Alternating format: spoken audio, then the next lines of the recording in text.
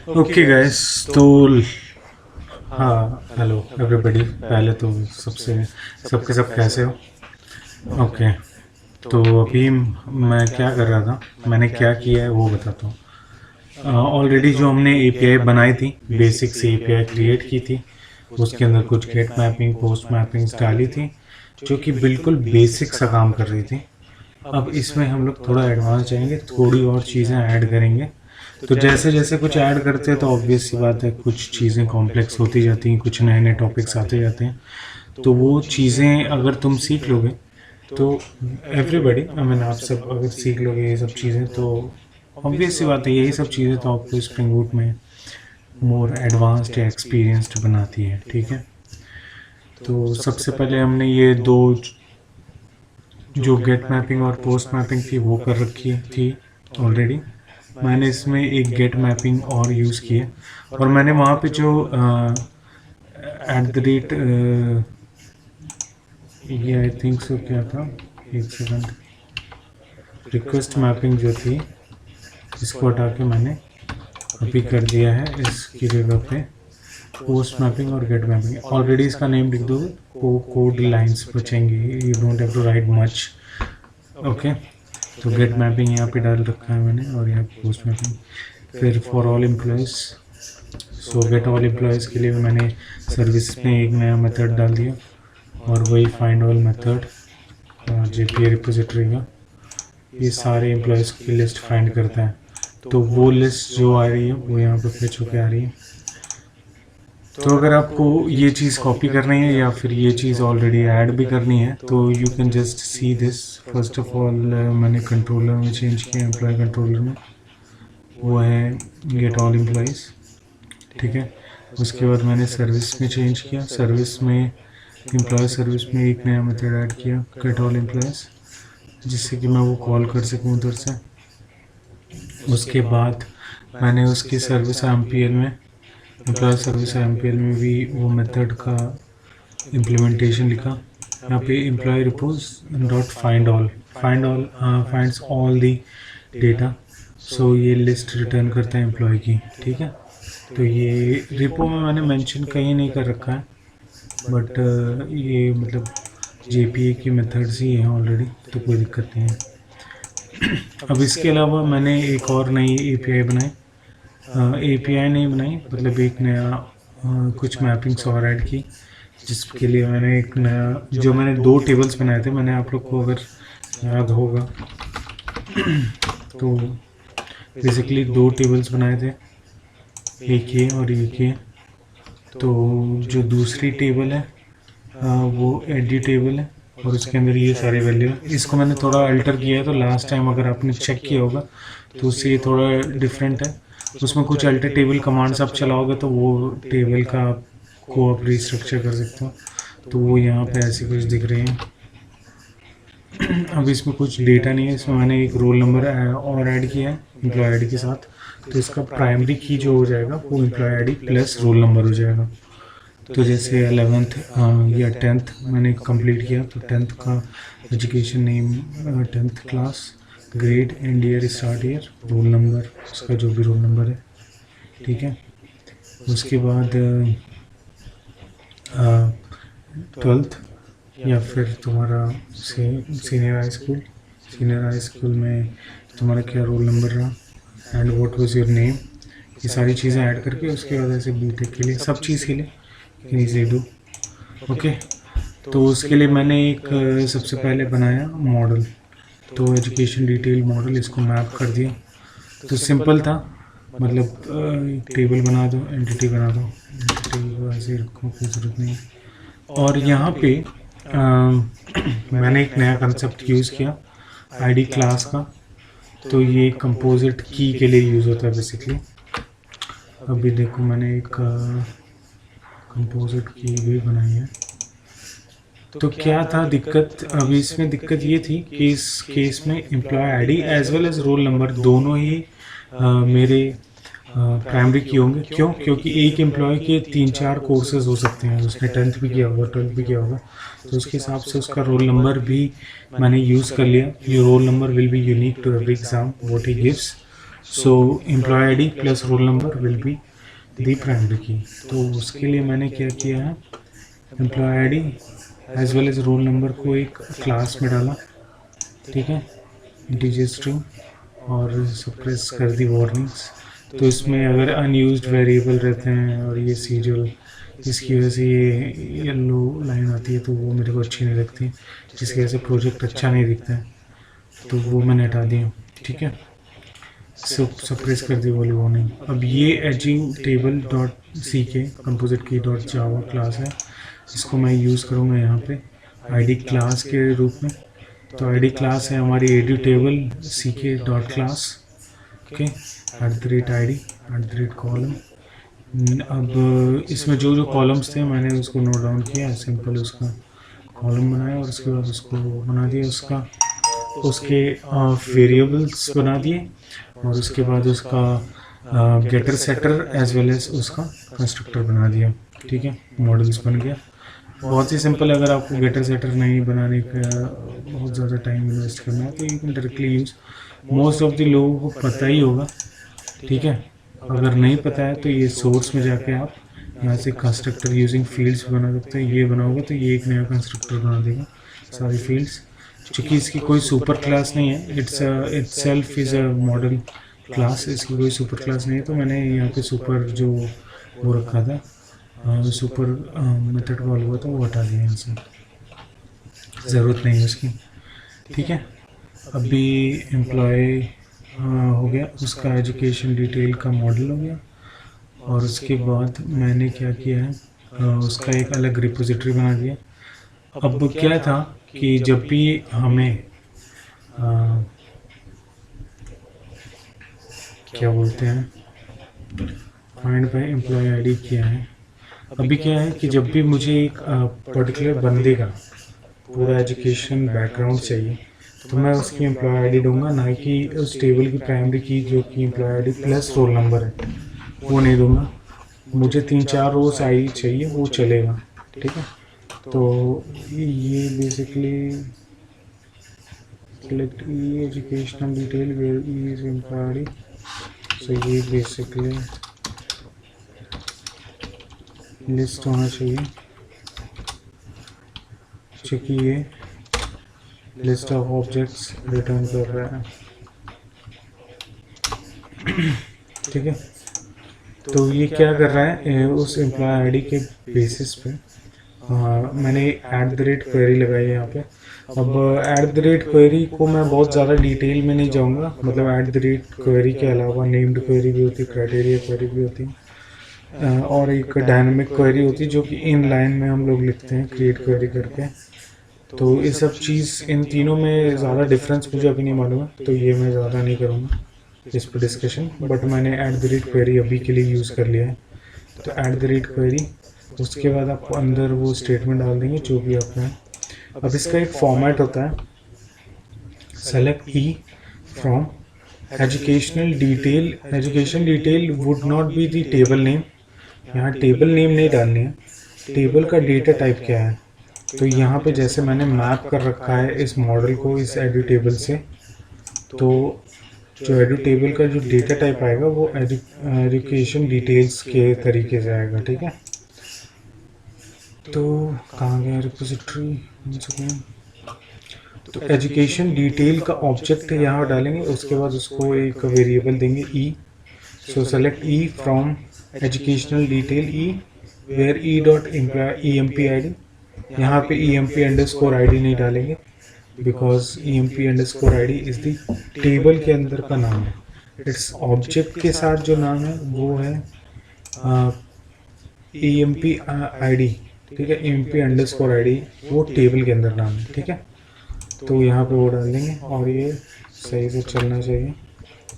तो मैंने ये डाल दिया है, ठीक है। अभी इसमें ज़्यादा कुछ किया नहीं है मैंने, तो इसको ऐसे ही रहने देंगे। यहाँ तक मैं आ गया हूँ, मतलब रिपोजिटरी तक मैंने बना लिया है। अगर मुझे अब सर्विस बनानी है तो सर्विस में मैंने डाली find education service, education file, educational detail. तो यहाँ पे ये लिस्ट रिटर्न करेगा, जो कि मैंने स्किप कर दिया होगा प्रॉब्लम। तो ये मैं फिर से डाल देता हूँ, जिसकी वजह से ऑब्वियस से बात है इस पर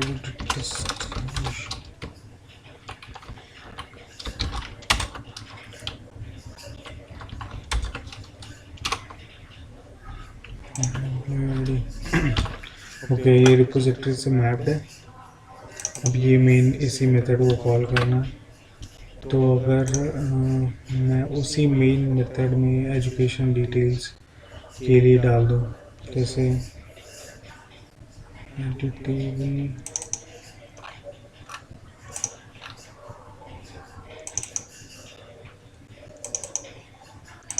अब इसके अंदर जैसे ऐड करें,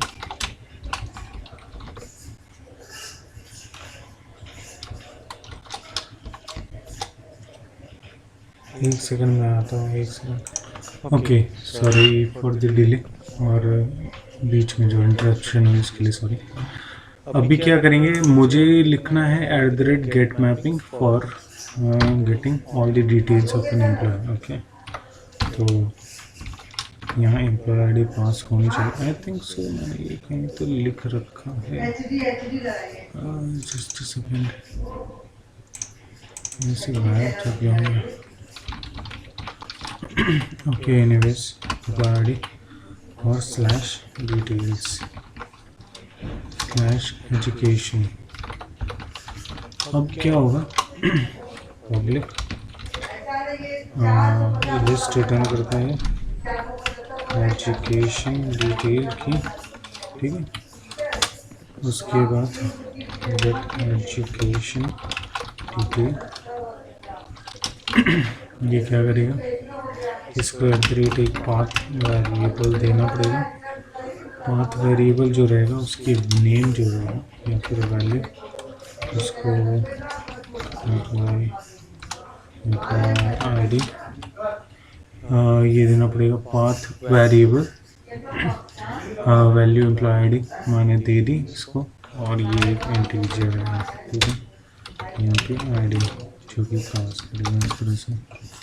अभी क्या क्या दिक्कत है, देखिए एजुकेशन डिटेल इसको इंपोर्ट कर लेते हैं, इसमें ये इंटीजर डाल देते हैं।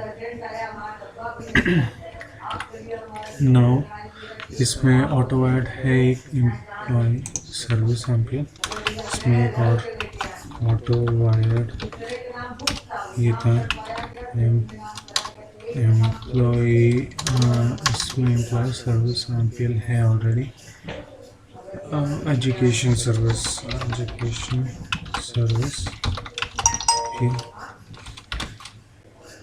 ये हो गया एजुकेशन सर्विस सैंपल, ठीक है। एडू सर्विस, ठीक है। अभी एडू सर्विस हो गया। अभी return edu service dot and education detail आगे पास हो चुकी है। सिंपल, ये बन गया इसका एजुकेशन डिटेल। अब ये क्या ना, अच्छा यहाँ पे it's returning list, right, it's not saved.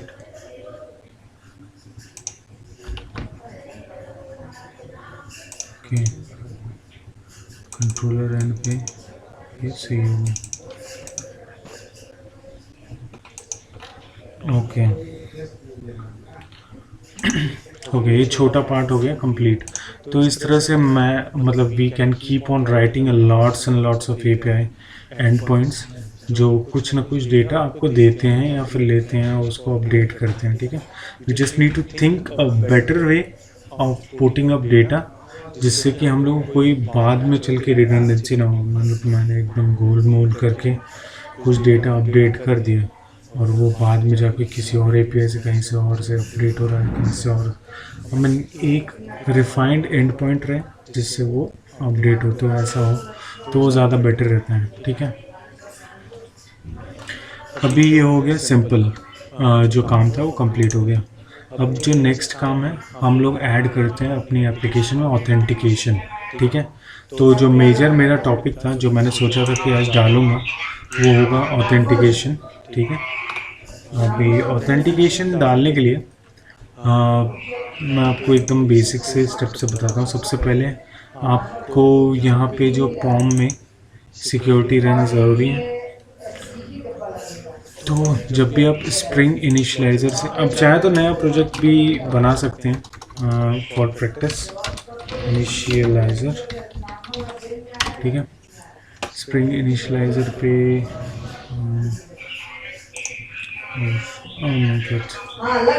ये नेट क्यों नहीं चल रहा है? जस्ट सेकंड, नेट वापस आ गया। स्प्रिंग तो मैं क्या बता रहा था, यस। अब स्प्रिंग इनिशियलाइज़र पे अगर आप जाते हो तो और सब चीज़ तो नॉर्मल होनी चाहिए। आई थिंक सो मैंने जब प्रोजेक्ट बनवाया था तो मैंने ये ऐड करवाया था, बट एनीवेज अगर नहीं एडेड है तो ये हम लोग ऐसे यहाँ से एक्सप्लोर करके पॉम में ऑलरेडी ऐड कर सकते हैं अपने एंड से भी। तो ये जो स्प्रिंग बूट सिक्योरिटी की डिपेंडेंसी है ये आप यहाँ से ऐड कर सकते हो, ठीक है। But I think so security मैंने डाल रखा है। सिक्योरिटी, ओके, सिक्योरिटी नहीं डाल रखा है, तो मैं यही ट्राई करता हूँ कॉपी करके इसको यहीं पे पेस्ट कर देता हूँ डिपेंडेंसीज में, ठीक है। अब ये जब भी आप करते हो उसके बाद मेवन प्रोजेक्ट अपडेट प्रोजेक्ट कर दो। अब ये अपडेट कर लेगा, जब तक रुक जाते हैं। ओके, तो ये अभी हो सकती है, हो चुकी डिपेंडेंसी, तो मैंने वो अपडेट कर दिया था प्रोजेक्ट, वो अपडेट हो चुका है। हेलो, आई थिंक सो मैं ऑडिबल नहीं था कुछ टाइम के लिए, 1 सेकेंड। Hello, okay. तो क्या है कि सबसे पहले मैंने वो डाल दी यहाँ पे डिपेंडेंसी फॉर्म में, ठीक है। स्प्रिंग सिक्योरिटी डाल दी।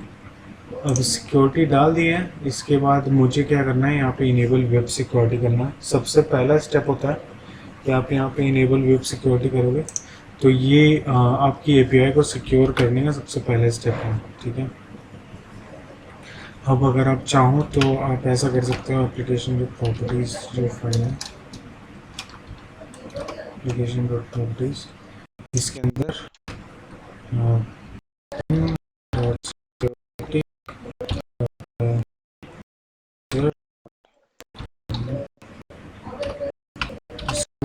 कर दो तो मेरा नाम और spring dot security dot user dot password, password ही कर देते हैं, ठीक है। अभी ये मैंने कर दिया बिल्कुल बेसिक सा ऑथेंटिकेशन यहाँ पे डाल दिया है, ठीक है। अभी ये टेस्टिंग के लिए यूज़ होता है बेसिकली, मैं बताऊंगा और इसको एडवांस वे में कैसे कर सकते हैं, ठीक है। तो इसको रन करते हैं अपना प्रोजेक्ट स्प्रिंग बोट का, देखते हैं कोई इशू ना आए। बस अगर आई तो देख लेंगे, उसको भी हैंडल करेंगे, काम ही क्या अपना। ओके,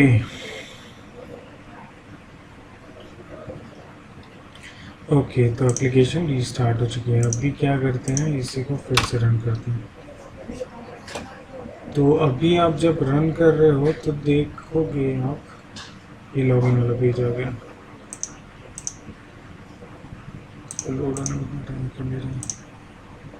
यूज़र नेम मैंने डाला है अर्शद और पासवर्ड में डाला पासवर्ड सपोज, तो ये आ गया डेटा इसका, ठीक है। तो सबसे बेसिक लेवल की जो सिक्योरिटी है एप्लीकेशन में, ऑथराइजेशन स्प्रिंग सिक्योरिटी, वो आपको मिलेगी इस तरीके से। मतलब अगर आपको बिल्कुल लेज़ी वे में करना है तो @ इनेबल वेब सिक्योरिटी कर दो और उसके बाद यहाँ पे आईडी पासवर्ड ऐड कर दो, आपका काम हो जाएगा। It's very easy, very convenient and it's not very ideal दो, बिकॉज अपने प्रोजेक्ट में आप बस एक यूज़र नेम पासवर्ड की बदौलत तो चलोगे नहीं, आपको बहुत सारे यूज़र्स होंगे, उसके अलग अलग रोल्स होंगे, ठीक है। तो रोल बेस्ड ऑथेंटिकेशन का अब हम देखते हैं, तो इसको हटा देते हैं, इसकी ज़रूरत नहीं है। फिर अभी क्लोज ऑल करते हैं। अभी मैंने कर दिया एप्लीकेशन में ये इनेबल वेब सिक्योरिटी। अब हम बनाएंगे एक नया पैकेज डॉट कॉन्फ़िग, ठीक है। ये कॉन्फ़िग बेसिकली कॉन्फ़िगरेशन होल्ड करेगा। तो कॉन्फ़िगरेशंस में क्या है आपका, जैसे कि मैंने ऑथेंटिकेटर कॉन्फ़िगरेशन कॉन्फ़िगरेशन, अब बहुत ज़्यादा बड़ा नाम हो गया, इसको छोटा करते हैं। Factor rename auth configuration,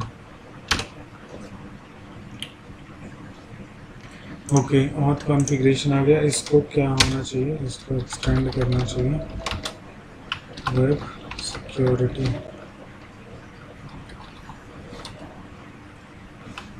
कॉन्फ़िगरर adapter.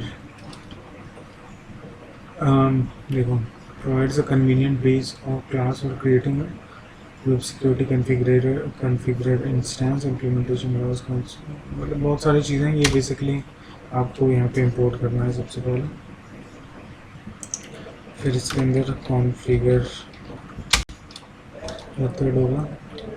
सबसे पहले हम ऑथेंटिकेशन के लिए डालेंगे, तो अंदर से जो मेथड स्टब है वो हटा दो, ठीक है, ठीक है। अभी मेरे को डालना है ऑथेंटिकेशन, तो ये ऑथ है, ये बेसिकली ऑथ इन मेमोरी। अब इसमें जो होता है, इसमें बहुत सारे टाइप के ऑथेंटिकेशन हो सकते हैं। इसमें एक प्रोवाइडर ऑथेंटिकेशन प्रोवाइडर भी होता है।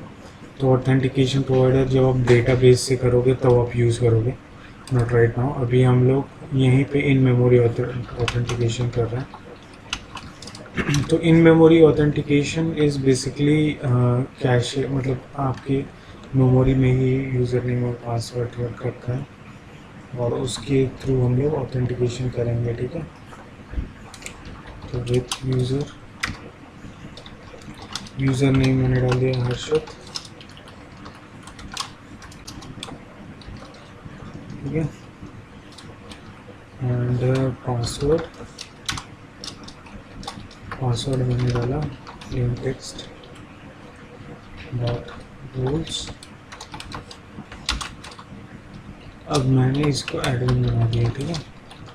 अब देखो, रोल्स के बेसिस पे आप एपीआई के कंट्रोलर्स को तोड़ सकते हो। तो ये पूरा का पूरा controller would be like admin console controller.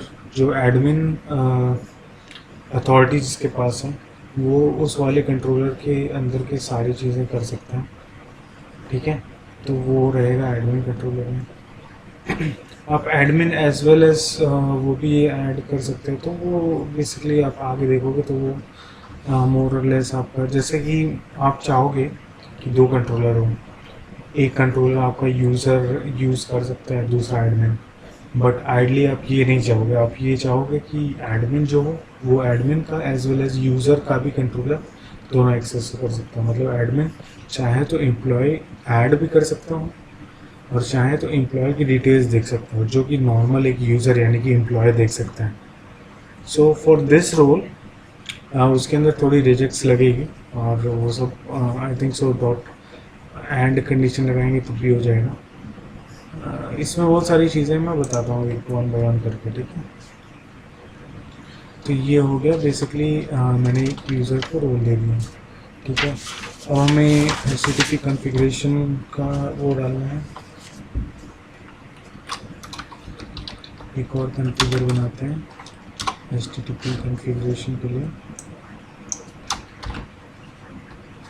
ठीक है।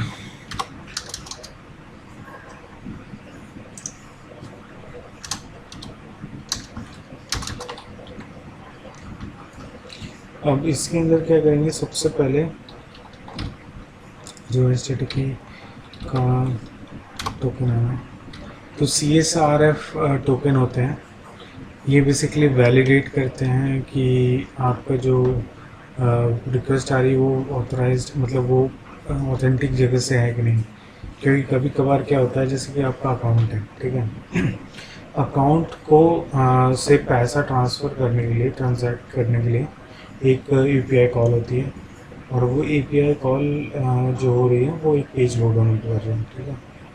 कई बार अटैकर्स क्या करते हैं कि इमेज लोड पे सोर्स में डाल देते हैं वही ट्रांजैक्शन की API, तो वो जब भी पेज लोड होता है तो वो कॉल हो जाता है, या फिर किसी बटन क्लिक पे वो डाल देते हैं।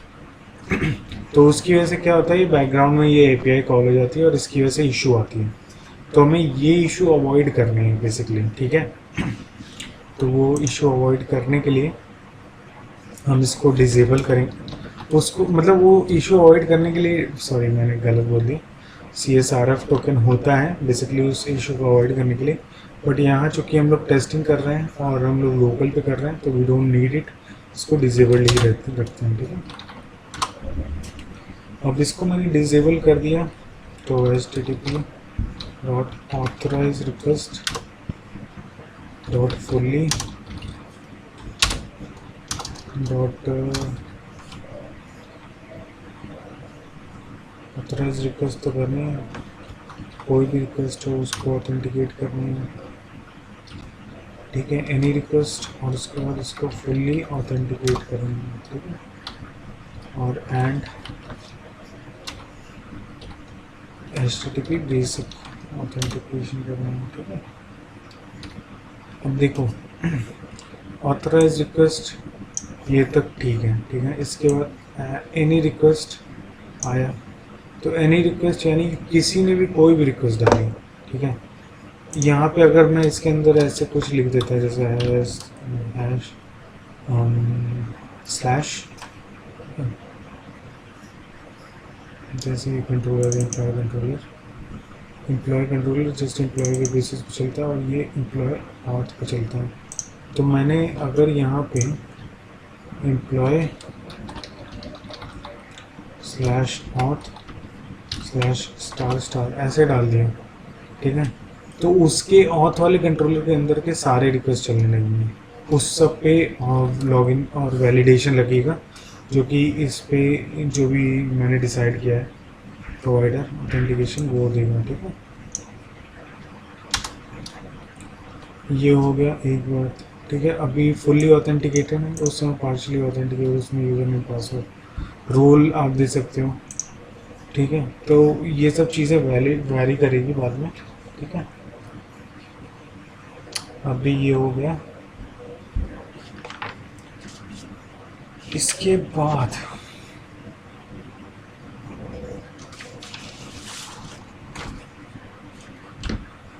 एक पासवर्ड इनकोडर भी आता है, तो पब्लिक प्राइवेट कर दो, इसमें लिखो dot password encoder,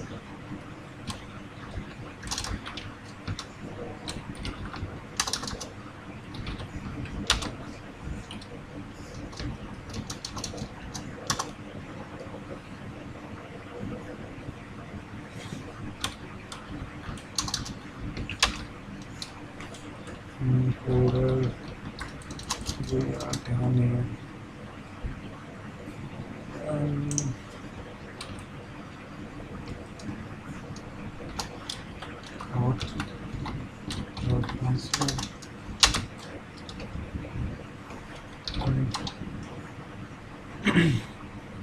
authentication provider, just second मैं ऐसा करता हूँ, मैं थोड़ी सी चीटिंग मार लेता हूँ, मीटअप पर मेरी पड़ी हुई बट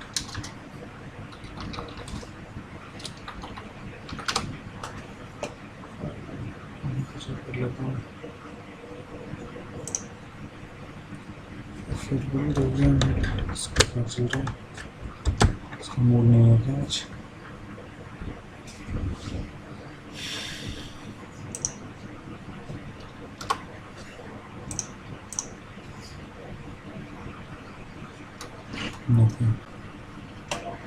स्ट्रिंग सिक्योरिटी पे बनाया था मैंने, तो इसमें चेक कर लेता हूँ।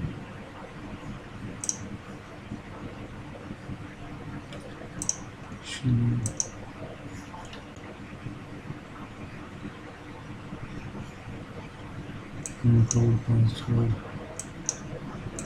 And dot password decoder, okay. तो यहाँ पे डॉट एंड लगा दो और पासवर्ड इनकोडेड रन होगा। अब क्या होता है, जैसे कि हम कोई भी पासवर्ड ले रहे हैं तो ये सर्वर की भी रिस्पॉन्सिबिलिटी होनी चाहिए होती है कि एक पासवर्ड इनकोड रहे, कि अब डेटाबेस में जो भी सेव कर रहे हैं, जैसे मैंने सपोज पासवर्ड डाला, हर्षित का पासवर्ड मैंने पासवर्ड डाला था, अभी ये मैंने प्लेन टेक्स्ट के फॉर्मेट में अगर डेटाबेस में स्टोर कर दिया, ठीक है, और किसी ने अटैक कर दिया मेरे डेटाबेस पे ही, किसी हैकर ने या किसी अटैकर ने, तो वो जब भी खोलेगा उसको सारे आईडी पासवर्ड सारी चीज़ें एकदम प्लेन टेक्स्ट में मिल जाएगी। तो ये बिल्कुल गलत है, ये अगर गलती से भी किसी हाथ में लग गया तो पूरी साइट चौपट हो सकती है। तो बेटर होता है कि लोग पासवर्ड इनकोडर यूज़ करते हैं। पासवर्ड इनकोडर नहीं यूज़ करोगे तो नहीं चलेगा, ये भी बात है ट्रुथ। तो पासवर्ड इनकोडर में मैंने अभी टेस्टिंग के लिए नो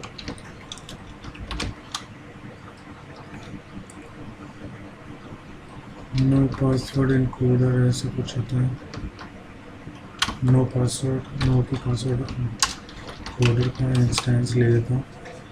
तो ये डेप्रिकेटेड है, बट बेसिकली मेरे को बस टेस्ट करना है। और नो ओपी पासवर्ड इनकोडर क्या करता है कि आपका जो भी टेक्स्ट है, जैसे पासवर्ड है, तो उसको एज अ मतलब एज अ प्लेन टेक्स्ट ही वैसे ही सेव कर देगा डेटाबेस में। तो जब भी आपको चेक करना है तो आपको कोई दिक्कत नहीं पड़ेगी, सीधे ऐसे कर सकते हो। अगर ये नहीं डालोगे तो ये नहीं चलेगा, क्योंकि इसकी फिर ऑटोमेटिक एक इनकोडर इनका लगा रहता है, उसकी वजह से वो नहीं कर पाता है, ठीक है। अभी ये हो गया मेरा पहला काम।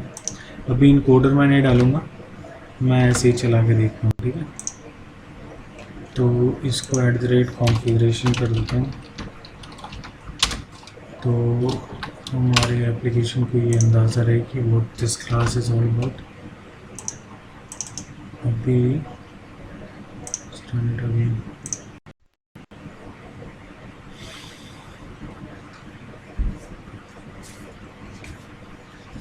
तो आप लोग को आइडिया लग गया होगा कि मैं क्यों यूज़ कर रहा हूँ इनकोडर। इनकोडर बेसिकली जो डेटा आप सेव करते हैं डेटाबेस में, उसकी सेफ्टी के लिए रहता है कि वो डायरेक्टली, अब आगे चलोगे तो मैं अभी इसी डेमो में बीक्रिप्ट इनक्रिप्टर का भी यूज़ करूँगा, इनकोडर का भी यूज़ करूँगा। तो क्या करता है, हैशिंग स्कीम यूज़ करके उसको एक साइफर टेक्स्ट में बना देता है एक तरह से, ठीक है। तो वो इनक्रिप्ट हो जाता है और वो चीज़ सेव होती है। तो जब भी यूज़र को ऑथेंटिकेट करना हो तो वो पासवर्ड लेता है, उसको फिर से इनक्रिप्ट करता है और चेक करता है हमारे डेटाबेस में उस यूज़र के लिए वो प्रेजेंट है कि नहीं, ठीक है। और उसके बाद वो कर देता है। अब देखो मैंने फिर से ही कॉल किया, अभी इसका थोड़ा लेआउट बदल गया क्योंकि मैंने जो पहले यूज़ किया था वो स्प्रिंग का इनबिल्ट UI आ रहा था। अब ये अलर्ट थ्रो करेगा, ठीक है। तो यहाँ पे मैंने हर्षित डाला, पासवर्ड साइन इन करोगे इट विल रन, ओके। और अगर आपको कुछ चीज़ प्रॉब्लम है तो मैं बताता हूँ।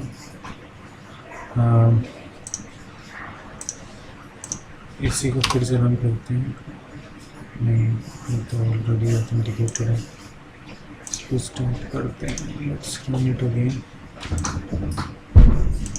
अभी क्या करेंगे, इसको फिर से रन करेंगे।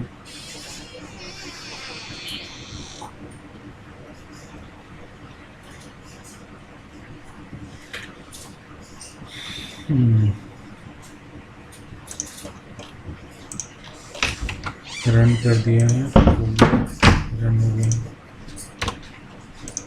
इसका पूरा टैब बंद कर देता हूँ।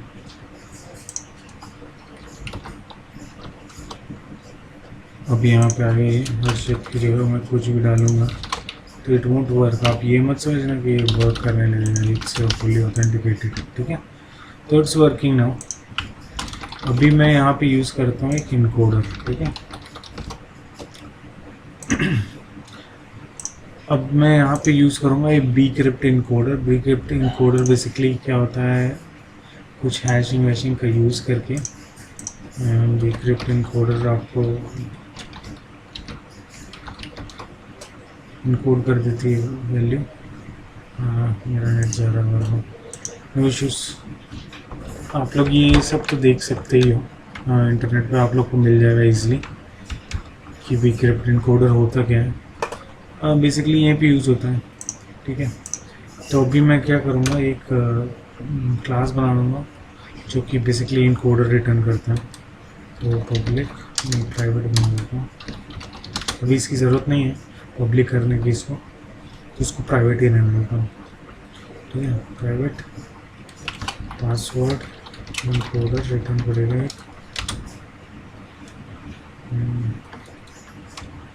Gate encoder get encoder instance। अब ये क्या करेगा, रिटर्न न्यू bcrypt। ये आपके इस वाले सिक्योरिटी, स्प्रिंग सिक्योरिटी में ही ऑलरेडी वो रहता है, क्या बोलते हैं,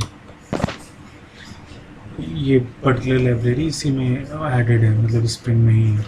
तो यहाँ पे आपको जस्ट गेट इनकोडेड इंस्टेंस यहाँ पे आप पेस्ट कर दो।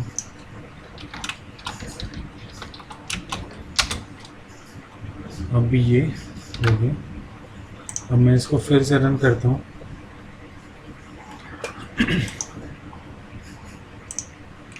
स्टॉप तो कर दिया मैंने, काफ़ी लंबी वीडियो बना दी क्या, टाइम नहीं पता चला। एनीवेज, ज़्यादा डिस्क्रिप्टिव है वीडियो और ज़्यादा नॉलेज है इसमें। आप एक एक करके ही सीखो, छोटे छोटे कंसेप्ट पार्ट्स में सीखो, बट सीखते रहो। दैट्स द मेन एंथम, या anthem whatever you want to call it, ठीक है। मैं इसको फिर से अब यहाँ पे मैं यही चीज़ डालता हूँ। देखो ये नहीं ले रहा पासवर्ड, मैंने वही पासवर्ड डाला निश्चित, और यहाँ पे पासवर्ड है, पासवर्ड ये नहीं ले रहा है। क्यों? इसके पीछे एक रीज़न है।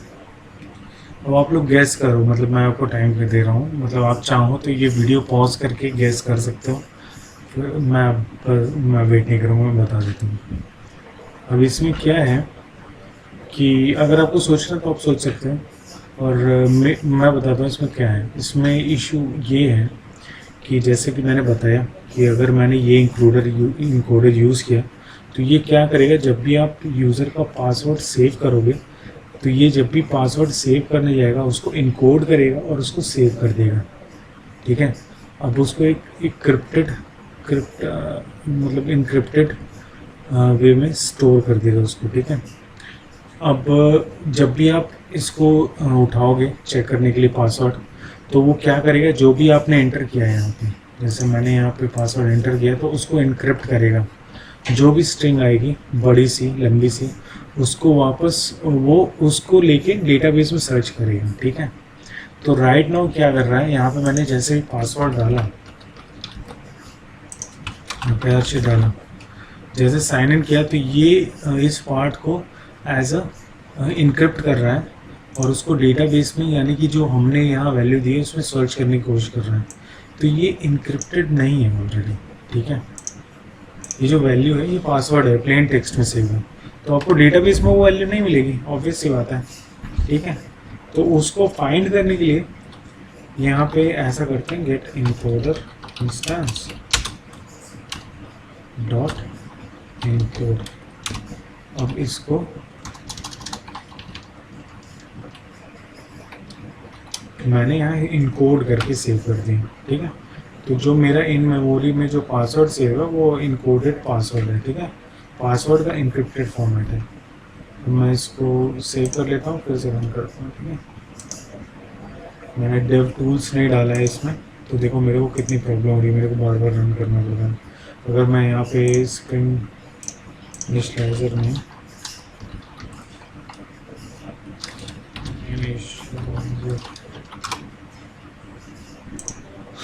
डेव टूल्स अगर डाल लिया होता तो there would have been spring boot developer tools, not good. ठीक है, तो डालना ज़रूरी, अच्छी ज़रूरत होती है, इससे जैसे ऑटोमेटिक बिल्ड हो जाता है। तो ये सब फीचर्स हैं, कुछ एप्लीकेशन रन हो गई। नाउ अगर मैंने ये फिर से कॉल किया, फिर से पूछेगा, मैंने आश्चर्य डाला, पासवर्ड डाला, it will take it. Now समझा, क्लियर, बिल्कुल ठीक है, सिंपल, अभी सिंपल पता चल गया अभी। तो ये है बेसिक ऑथेंटिकेशन का स्कीमा। अभी आप यहाँ पे थोड़ा सा और देखोगे तो you can add some more filters here, जिसकी वजह से आप किसी कंट्रोलर को कुछ राइट्स दे सकते हो, किसी कंट्रोलर को कुछ राइट्स दे सकते हो। जैसे इसका रोल एडमिन है, तो ये एम्प्लॉय ऑथ कंट्रोलर को भी एक्सेस कर सकता है। ठीक है, बट इसका नाम अगर यूज़र है तो ये can only access employ controller, ऐसा कुछ मैंने सोचा है, तो उसको मैं इम्प्लीमेंट करूँगा अभी कोड में। ठीक है, बट ये बेसिक सा वो है। जब नेक्स्ट वीडियो में मिलेंगे तो नेक्स्ट वीडियो में मेरे पास ये ऑलरेडी मैं थोड़े से ऐड करके रखूँगा रूल्स एज वेल एज वो। तो अगर आप यहाँ पे कैचअप नहीं कर पा रहे हो या फिर आपको नहीं आइडिया लग रहा है कि कैसे हुआ या कैसे होगा वो एडमिन का रोल बेस्ड, तो वो मैं आपको अगले वीडियो में पूरी तरह से क्लियर कर दूँगा, क्योंकि वो उस समय तक मैं बना लूँगा। ठीक है, अभी आपको बहुत सारी चीज़ें क्लियर हो गई होगी, जैसे सबसे पहले कुछ और APIs आपने क्रिएट की होगी, तो वो आप कर लो। उसके बाद अब आपको थोड़ा वो कंपोजिट की का कंसेप्ट पता चला होगा यहाँ से। उसके बाद आपको API सब लिखने, क्वेरी @query के बारे में पता चला, जो लिख रखी है हमने यहाँ पे।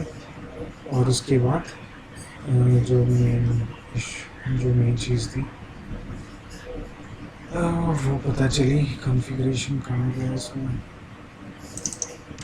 कॉन्फ़िगरेशन। ठीक है, पता चल गया, अब इसको हटा देते हैं।